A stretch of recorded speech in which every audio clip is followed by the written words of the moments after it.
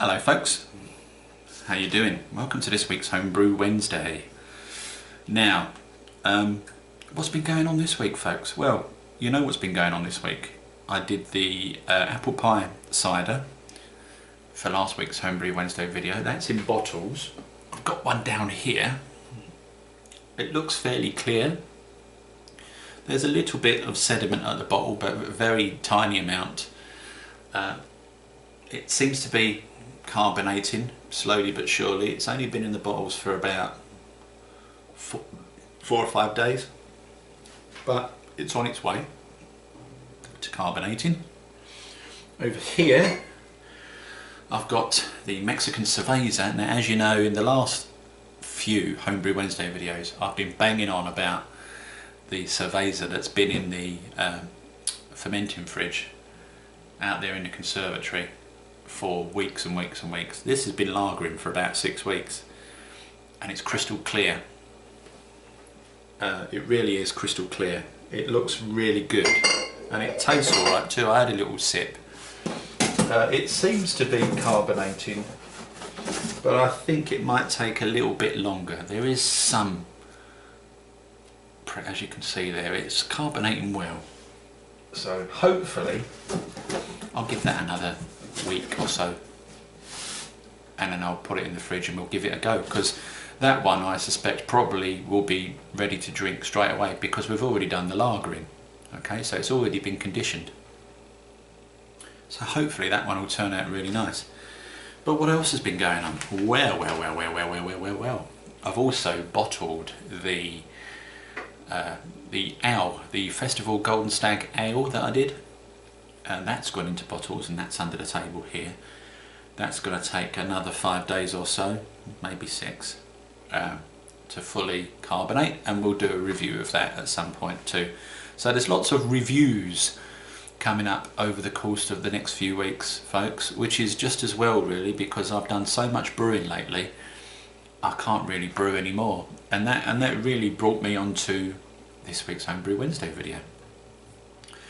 Because I thought to myself, well, what am I going to brew next when I do decide I'm going to do my next batch? What am I going to do?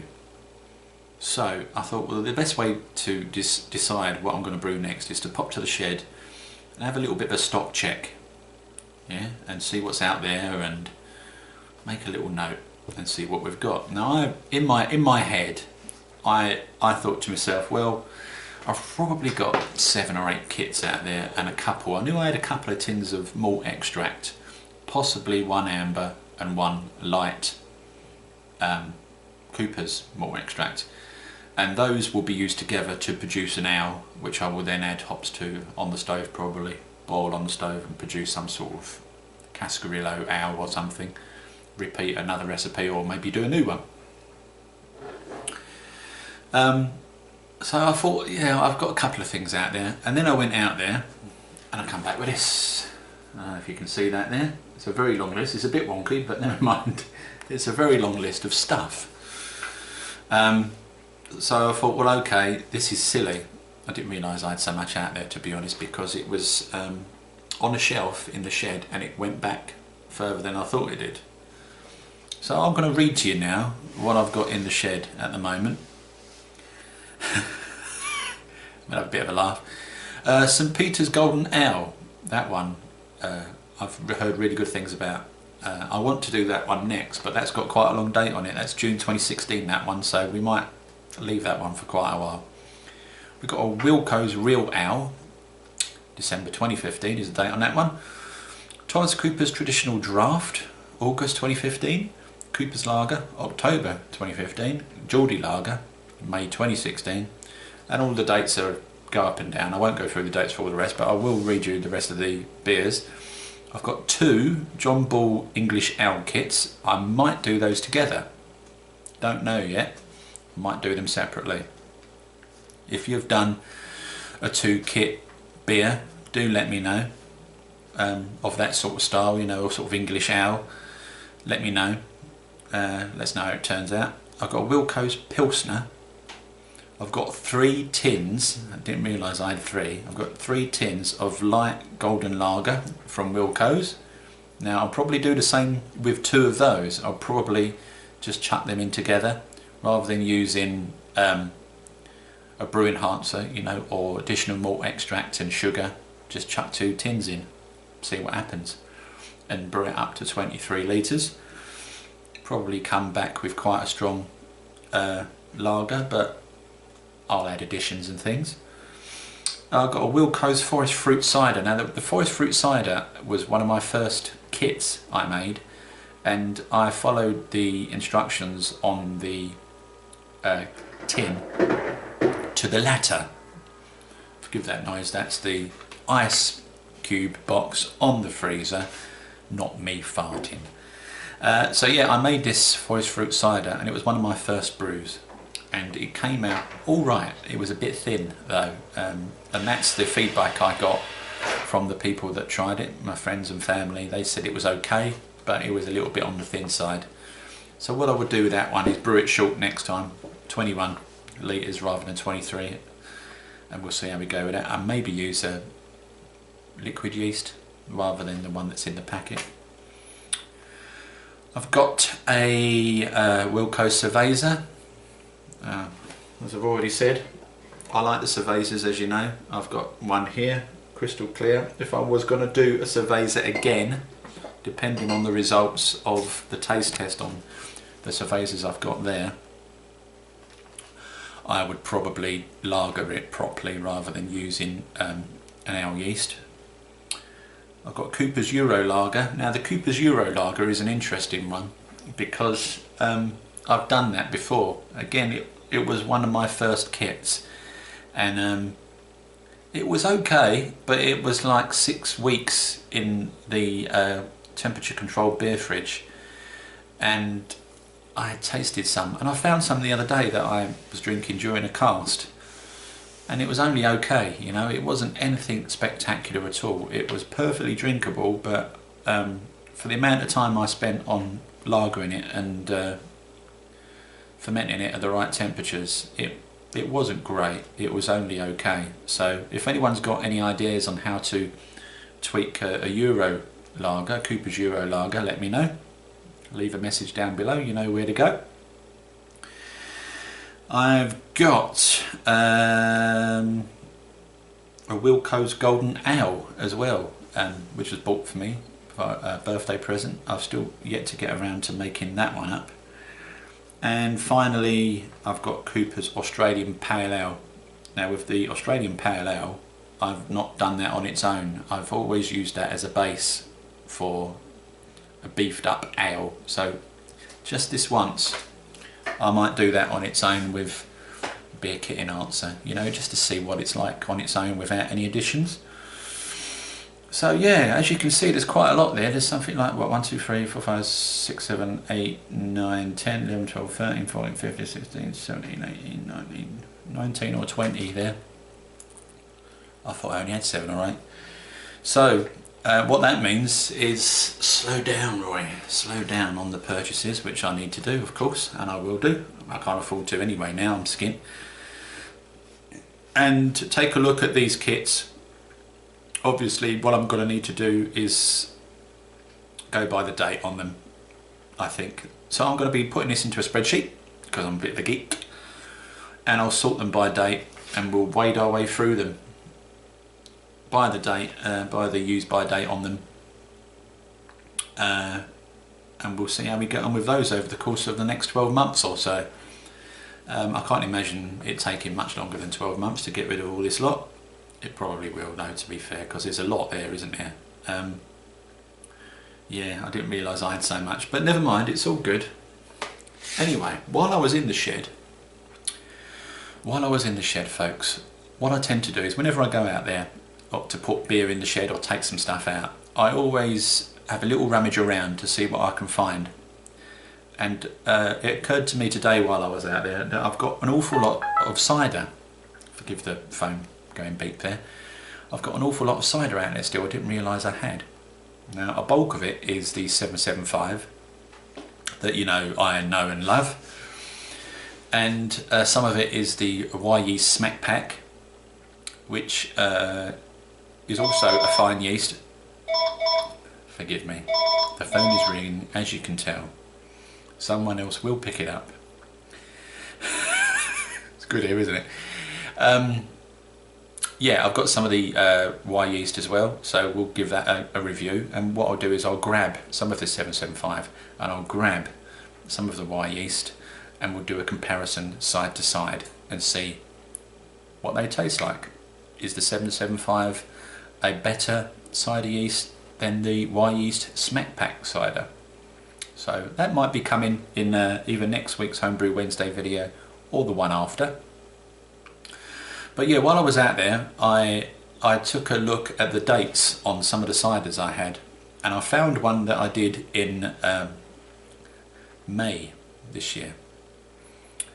So we're going back 6 months, and I thought I'll give it a go, because I haven't had a drink this weekend. This weekend's cast was a sober cast, folks, and you know me, I don't like doing that. I like to have a beer and a chat about beer and do a few beer reviews on the chats at the weekends and get you guys involved too with your reviews.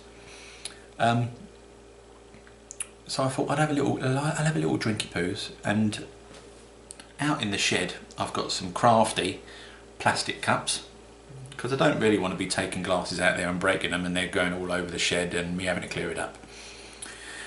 And I poured some of this cider that I made in May.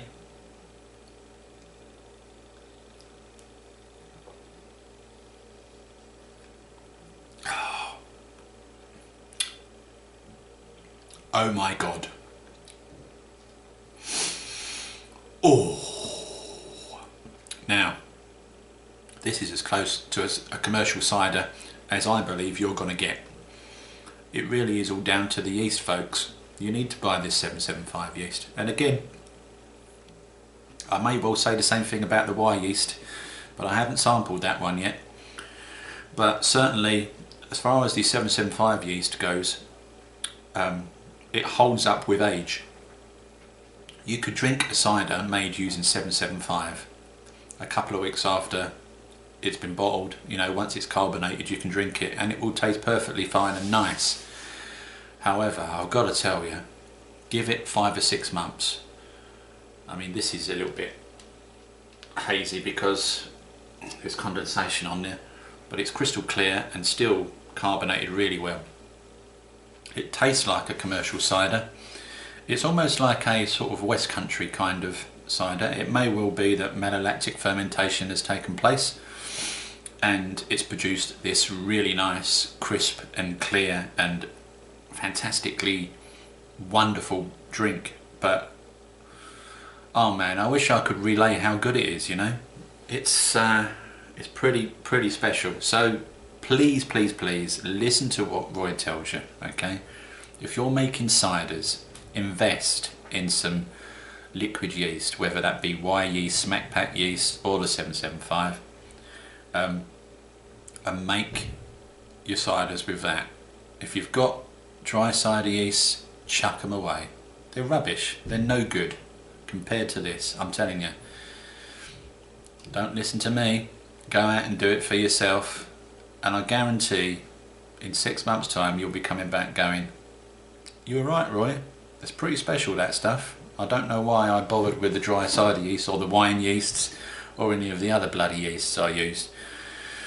It really is all about the yeast, folks, and the same can be said of course for any other beer or lager that you brew. If you get a kit and you're going to brew a kit, whether it's lager or ale, you get the yeast that comes with the kit, you tend to chuck it and use decent yeast, don't you? That's fine, do that, because you'll get a better brew at the end of the day, and you'll need to do some experimentations to find out what's right for you, what yeast you think is better in a particular ale or lager.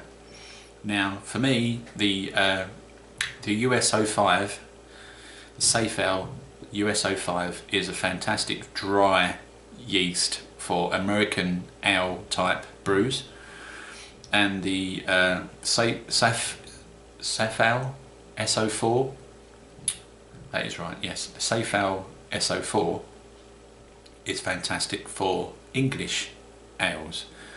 What you might have to do though is rehydrate your yeast. You can get issues with stuck fermentation. It's happened to me a couple of times. But what you can also do is with your kit yeast, you can chuck that in alongside your rehydrated sachet of SO4 or SO5. You can do that as well. It's a choice thing, it's up to you, and you need to find out what's best for you. But I would really recommend you swapping out the kit yeasts for something a lot better. That's just my opinion. You don't have to listen to me, okay? But after doing this for a couple of years now, I have found I've got better results using those more commercial yeasts than using the ones that come with a kit. If you think about it, folks, it makes sense, doesn't it? They're trying to keep the cost down on those kits, particularly ones that you buy at Wilko's that are less than a tenner with the 20% off at the moment. You pay £8 for a kit. You're not going to get a decent yeast with that. You need to bump it up and get a decent yeast, okay? So yeah, invest in some decent yeast, grow them up on a stir plate if you have to, the liquid yeast particularly, grow them up on a stir plate. The dry ones, yeah, you could argue that you don't really want to be doing that. You're better off using the yeast once on a relatively simple ale with no major additions, and then doing another ale on the top of the yeast cake. You can get away with doing that a couple of times before you need to wash that yeast. So it's all about giving it a go and trying to do your own thing and learning from your own mistakes. I've made a few mistakes in the past. I've had to chuck beer away, but now I think I'm at that point now where I've pretty much got it sussed, and I've got, if I grab a kit, I've got ideas already what I'm going to do with it. I'll look in the freezer, see what hops I've got, and I already know what yeast I've got in the fridge as well. So I'll just tally it up and I'll come up with some kind of ale. Usually it's an ale. I'm not going to be brewing ciders for a while. I've got quite a lot of cider in that shed there, so I'm going to be drinking my way through those, folks, over the course of the next few weeks on the run up to Christmas. So that would be good. Anyway, thanks for watching this week, boys and girls. Really good to have you here. If you haven't already, click subscribe down below, give us a thumbs up, and join the Turbo Cider Makers group on Facebook if you're not there already. It'd be good to see you. And finally, of course, the Vaughan live casts on Saturday evenings at 7 PM GMT. We have a laugh, jump in and see us. We've got loads of good people on there. If you can put up with the trolls that pop in occasionally, we always get trolls, folks. Vaughan Live is awash with trolls, and you just have to know how to press the ban button really quickly to shut them up and get rid of them, which I'm an expert at, by the way. So I'll see you in either of those places. If not, enjoy your Homebrew Wednesday video fest for this week and enjoy your beers, have a good time, and I'll see you on the next one. Ta-da!